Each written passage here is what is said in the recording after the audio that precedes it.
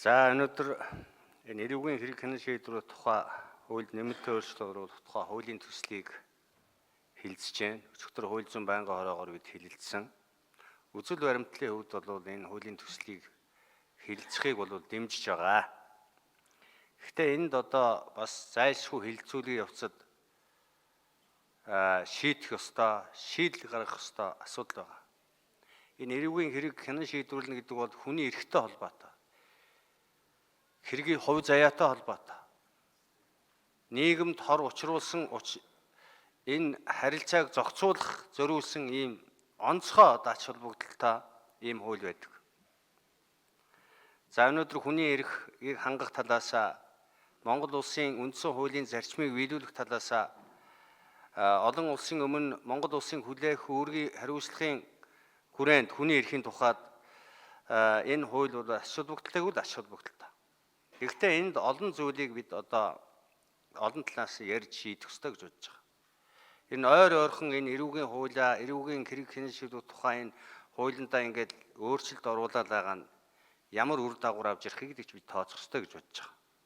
За өнөөдөр ингээд нийгмийн сэтгэл зүйн олон одоо сайн муу зүйл бий болж нийгмийн сэтгэл зүйд тааруулсан зарим асуудлаар бидний хэрэг мөрдөх шалгах ажиллагаа дээр хүний эрх гэдэг асуудлын доор бас хандаж болмооргүй байгаамаа. Болмооргүй байгаа. Энд одоо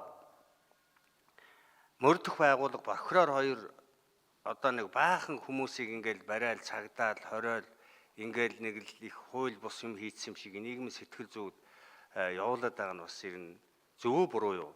Энд олон талаас бодох ёстой асуудал.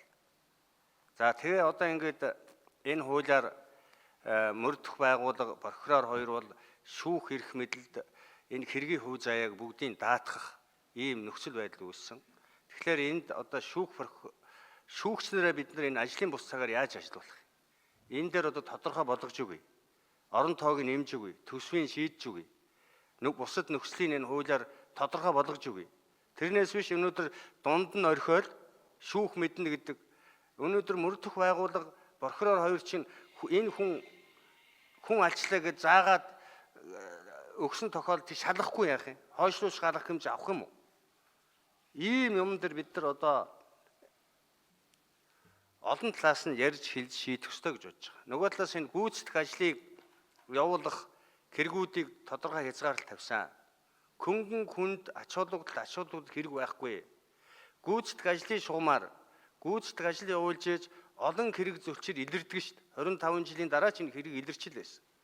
Ийм учраас энэ дээр бас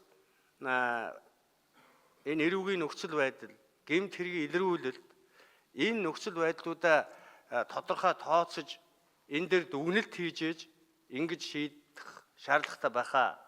Альва юмыг сэтгэлийн хөөрлөөр нийгмийн шүүмжлэлээр шийдэд байвал эн чинь эрүүгийн хэрэг мөрдөх, шалгах, гэмт хэргийг илрүүлэх гэдэг тийм амар асуудал биш шүү дээ.